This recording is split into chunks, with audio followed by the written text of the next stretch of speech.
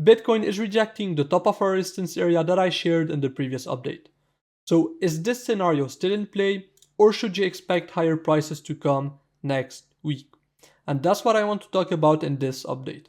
With that said, even though I did expect higher prices, as I shared on the Discord, right there, I haven't actually opened a long position yet. And that's because this week we had a lot of big news come out, especially until Thursday. So on Tuesday and on Wednesday, we had Powell speaking, and then on Thursday we had the CPI news along with the unemployment claims. So what I did is, as I said, I wanted to wait for the CPI news to come out on Thursday, and when they came out, I got back to normal trading, we got the move up, and that's where I opened my short position. And my target was the daily open at 57,700, and when we got the drop, I took profits on this short position. However, with today's move higher, I did get stopped out the rest of my short as I moved my stop loss to break even. So what's next for Bitcoin? I am seeing a lot of people on Twitter turn extremely bullish and call for this to be the absolute bottom. But before you feel FOMO when reading these tweets, just remember that most of these people have been calling for bottoms since this low at $66,000. And every time they saw a bottom and a small bounce, they called this to be the absolute bottom. And this happened every single time. So that's why, again, when you read these tweets, just take them with a grain of salt. With that said, we do have a couple of reasons to be cautious about this move to the upside. First, this move above $60,000 is happening on a weekend, which means that Bitcoin is forming a pretty big CME gap. As you can see, the close on Friday was at $57,800. And as you probably know, most CME gaps tend to get filled. And that would be the first reason that I would be cautious about this move to the upside. The second reason is related to Elliott waves. And that would be that if I remind you of the count, we're looking at a 1, 2, 3, 4, and then a wave 5 to new all-time highs. If the bottom of wave 4 was right there, what you want to see is an impulsive move of the lows, so in a 5-wave move, 1, 2, 3, 4, 5. However, if I go on the lower time frames, this simply doesn't look like a very impulsive move. So in my opinion, this means two things. Either Bitcoin has actually bottomed, and this is simply a leading diagonal, which means that Bitcoin is putting in an A, B, C, D, E in a wave 1, and then we have a drop in wave 2.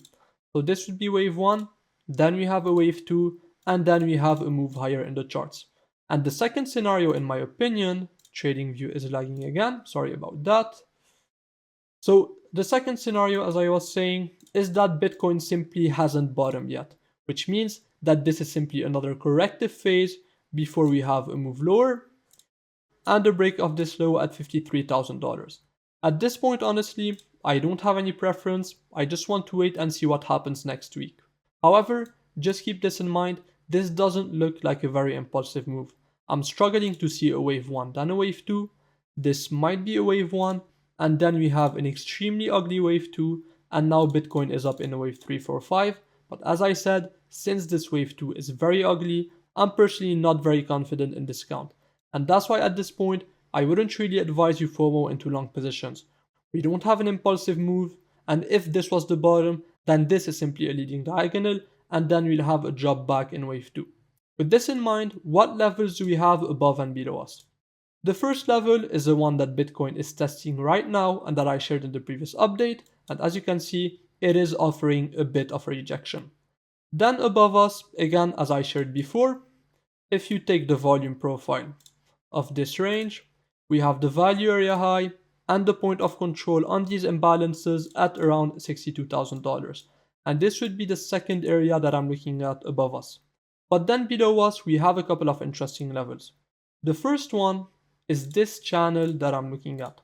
And as you can see, the midpoint of this channel has been respected a lot. So look what we have. Once, twice, 3, 4, 5, 6, 7, and 8 times. So as you can see, this channel is getting a lot of respect.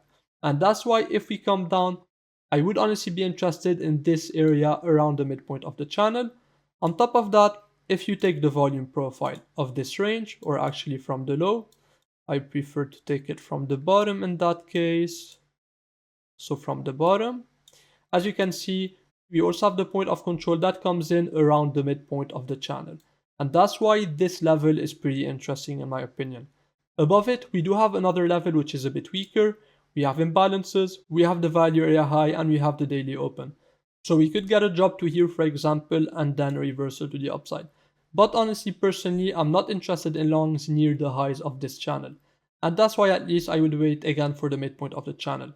But then if we lose it, we simply have the low of the channel, which will also come in as confluence with the value area low. And again, as you can see, this channel has been respected pretty well. And finally, that was mostly it for the charts. We have this channel. I'm personally focused on the point of control, which will come in as confluence with the midpoint, and then we have the low of the channel. And just remember, if I just hide this, this doesn't look like a very impulsive move. And that's why I would remain cautious on this move and not FOMO into long positions at the highs. Remember, when prices are going up, what you want to do is look for shorts, and when prices are going down, this is when you want to look for long positions. With that said, that was mostly it for this update. I hope you guys enjoyed it. And as usual, if you have any questions, I'm available inside the Discord. So see you soon everyone, and good luck.